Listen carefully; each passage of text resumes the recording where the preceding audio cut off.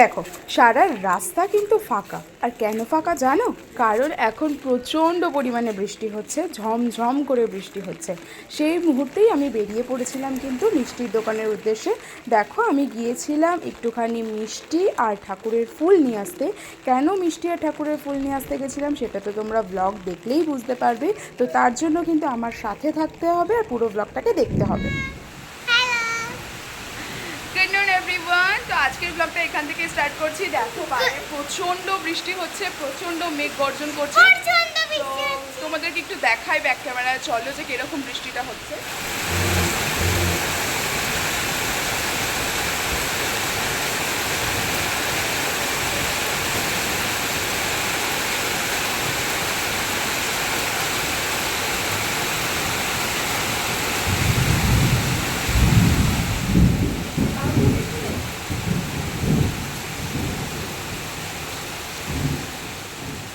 তো দেখতেই পেলে যে কিরকম পরিমাণে বৃষ্টি হচ্ছে বাইরে। আর এই বৃষ্টি আজকে বিকেলবেলা রয়েছে আমাদের পাড়ায় বাড়ির পুজো, মানে শনি ঠাকুরের পুজো বাৎসরিক, যেটা তোমার প্রত্যেক বছর হয়ে থাকে। তো সেটাই আজকে রয়েছে। আজকে সারাদিন আমি উপোসও রয়েছি, স্নান ধান সেরে চলে এসেছি এখন। তো বিকেলবেলা যাব পুজোর ওখানে। কিন্তু দেখো এরকম ওয়েদার থাকলে পুজো কী করে হবে বুঝতে পারছি না। এরকমভাবে ওয়েদার থাকলে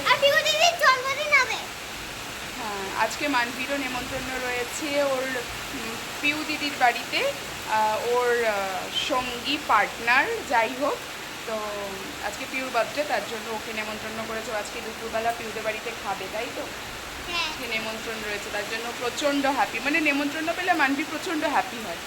তো যাই হোক, ভাবছি বিকেলবেলা কি হবে পুজোটা। তো চলো থাকো সাথে আর দেখতে থাকো। এটা হচ্ছে আমাদের পাড়ার বারোয়ারি পুজো।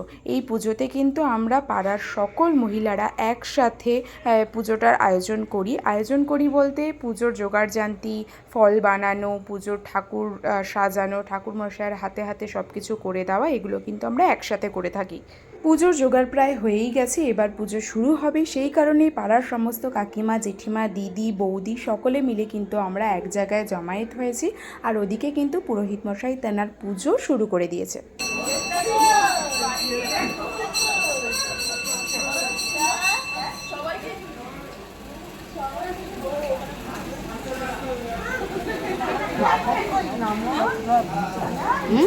ব্রাহ্মণকে তো নদী ঘোরা, ব্রাহ্মণ এখন দেখো কি করছে।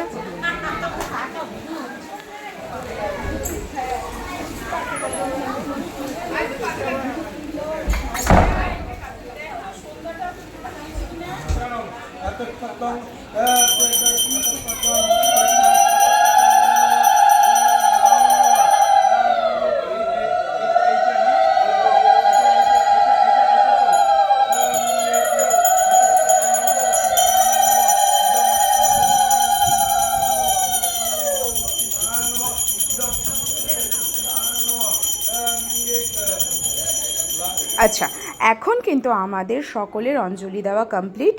প্রথমে নারায়ণ পুজো হলো, তাতে অঞ্জলি দিলাম। তারপর আবার বাড়ির ঠাকুরের পুজো হয়েছে, সেখানে অঞ্জলি দিলাম।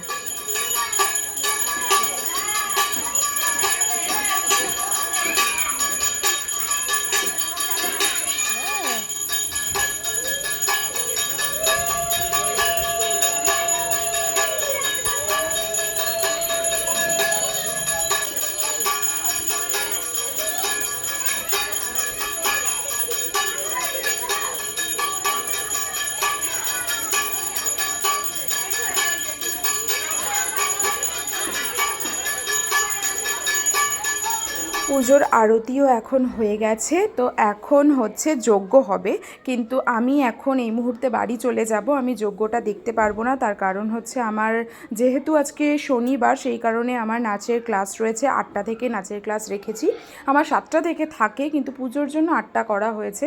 তো সেই কারণে আমি এখন প্রণাম কমপ্লিট করে বাড়ির দিকে রওনা হব। তারপর যখন আবার প্রসাদ বিতরণ হবে তখন আসবো। খিচুড়ি ভোগ কিন্তু পাড়ার সকলের জন্যই করা হয়েছিল, তো আমিও গিয়ে সেখান থেকে নিয়ে চলে এসেছি। যেহেতু আমি সারাদিন উপোস করেছিলাম, তাই এখন একটু খিচুড়িই খেয়ে নেবো, রাত্রে আর কিছু খাবো না। এইটা খেয়েই রাত্রিবেলা ঘুমিয়ে পড়বো। তবে খিচুড়িটা খেতে খেতে আমাকে আবার আমার স্টুডেন্ট ফোন করলো, ফোন করে বলল যে ম্যাম একটু আমাদের ঘরে আসো। তো ওর যেহেতু আজকে বার্থডে ছিল, তোমরা দেখলে যে দুপুরবেলা মানবী ওখানে ওদের বাড়িতে নেমন্ত্রণ ছিল, সেখানে দুপুরবেলা খাওয়া দাওয়া করেছে। তো সন্ধেবেলা ও একটু কেক কাটবে বলে আমাকে ফোন করে বলল যাওয়ার কথা। তো আমি আবার সেখানে গেলাম। Happy birthday to you. লাইটটা জ্বালাও, লাইটটা জ্বালাও।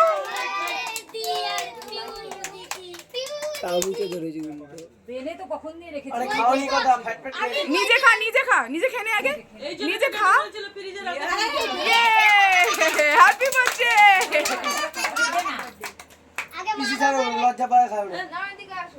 বাবা বাবা এবার বাবা মা একটু খাইয়ে দাও ওকে।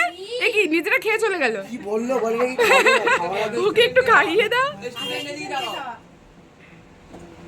কেকটা ভালো। এবার তোর চামচাকে খাওয়া। মাখা মাখা এই যে এতক্ষণে আইলো। কি হইছে জাস্টার পাস